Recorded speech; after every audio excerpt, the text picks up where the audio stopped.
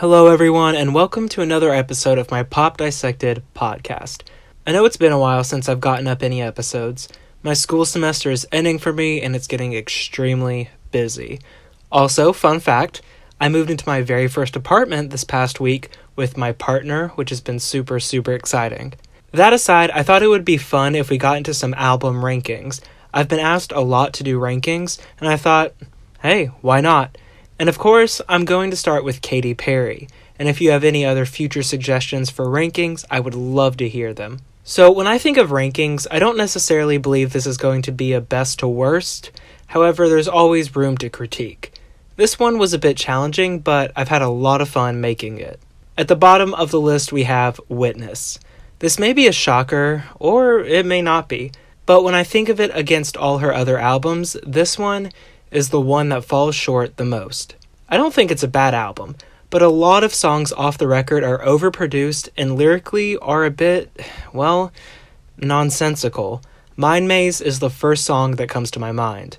Bigger Than Me, though at one point one of my favorites off the album, is just not that enjoyable to listen to at all. I completely understand Katy's intention with this album. Time and time again, I've defended Witness. And though I've done my best to help people understand Katy's intention, it doesn't negate my personal feelings about the album. I think with Witness, you either get an amazing song, or you get the total opposite. For me, it's hard to say if there's even a middle ground on this album. I'll get some heat for saying this, but the purposeful pop angle was, well, about as pretentious as Lady Gaga acting as if art pop was revolutionary. I do forget sometimes I'm allowed to have my own opinions on music. I try to make educational content, and I do my best to do so. So I try to be objective and understanding, as well as uplift artists when I make those videos.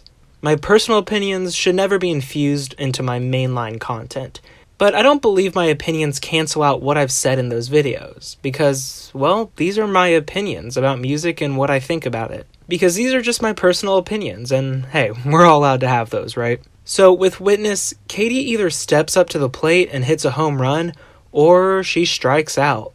Though she has some expertly written songs, she isn't the strongest lyricist, and I think Witness shows that the most. For me, this album has overcrowded production and poor lyricism that doesn't accurately reflect her idea of purposeful pop. Now, that doesn't mean that the intention isn't there, but I see why a lot of people never understood it. Some lows on this album would be the aforementioned Mind Maze and Bigger Than Me, but also Hey Hey Hey and Miss You More. Hey Hey Hey very poorly executes her idea of feminism and a woman being able to be anything. I find it interesting so many people like Taylor Swift's The Man when I don't think it's any stronger in its deliverance. Miss You More has a great concept, but it's a song for me that is a slog to get through, and the most enjoyable part of it is when it ends. Some highs off the album would be the title track, Roulette, Deja Vu, Chained to the Rhythm, Tsunami, Pendulum, Into Me You See, and Dance with the Devil. As for the others, they aren't horrible, but I don't think they're great. They just exist on the album, and I don't believe they add anything, but I do believe they detract. So coming in fourth, we have Smile, Katy's most recent release. From this point on, my opinions aren't as strong as they were against Witness, but Smile does have a few glaring issues, though not as severe in my opinion. Production-wise, I don't care what anyone says. I think it's a solid album across. Most of the tracks are fine, but very few are huge pop standouts that deliver in every way. As I said in my video of Smile, I wish we got to have tracks on the album that displayed Katy's struggle. A lot of reviewers said this album just talks about struggle and being happy, without going into said struggle. I totally agree.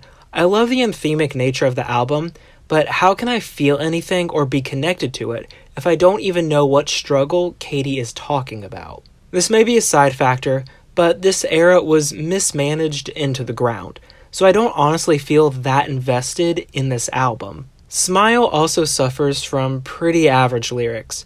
One of my favorite tracks, Not the End of the World, really exemplifies this. High on Your Supply, which for some reason was a bonus track, is one of the best songs of this era.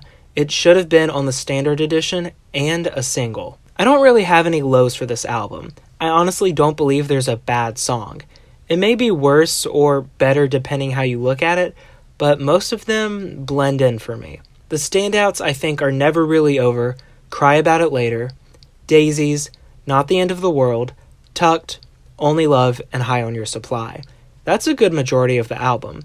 The other tracks are enjoyable listens, but nothing to write home about in my opinion. Honestly, this may be the one Katy Perry album where I do generally enjoy every single song on it, but the lack of connection to Katy's personal struggle, more cliched lyricism, and how most of the album is drowned out by the tracks that really excel keeps it ranked in my 4th position. Next, we have One of the Boys. I think this album is the one a lot of Katy Cats don't give enough praise to, and honestly deserves a lot more credit. This album is right in the middle for a variety of reasons.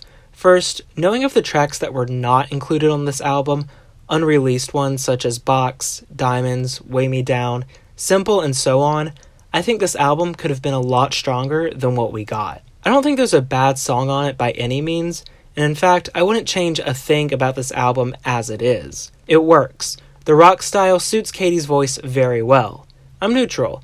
I love it, but it isn't my favorite. I'm curious to know what anyone else thinks about this effort, though. Second and first place are interchangeable for me, and this is not an easy decision to make, but for second place, I'll have to go with Prism. Now, I think Prism is more sonically cohesive than Teenage Dream. It has a lot of wonderful messages and was really Katy's comeback following her divorce that hurt her so bad.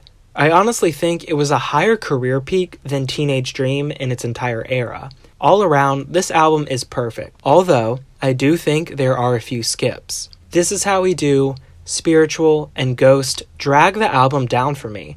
This Is How We Do is a fun track, but it seems very out of left field with the rest of the album.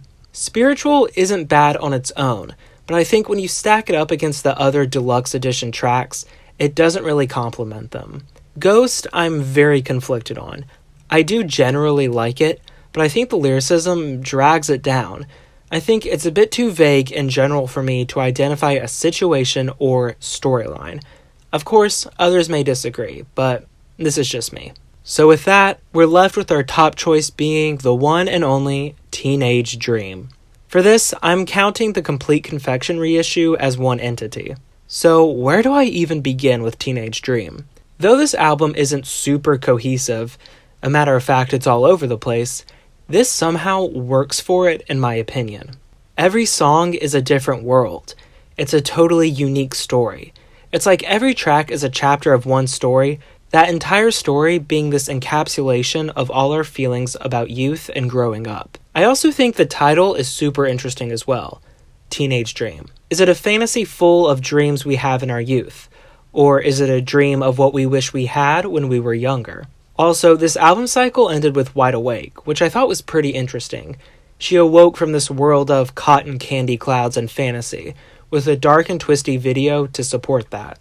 Not only was every single a hit, most of the songs off this album could have been singles, and I'll stand by that. For this whole era, 8 out of 15 songs, excluding remixes, were singles.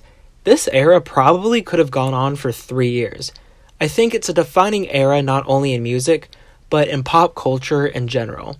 So with that, my ranking from bottom to top is Witness, Smile, One of the Boys, Prism, and then Teenage Dream. For my next ranking, I'm thinking of doing Taylor Swift's albums, but let me know if you'd like me to do another artist. Thank you so much for listening, everybody.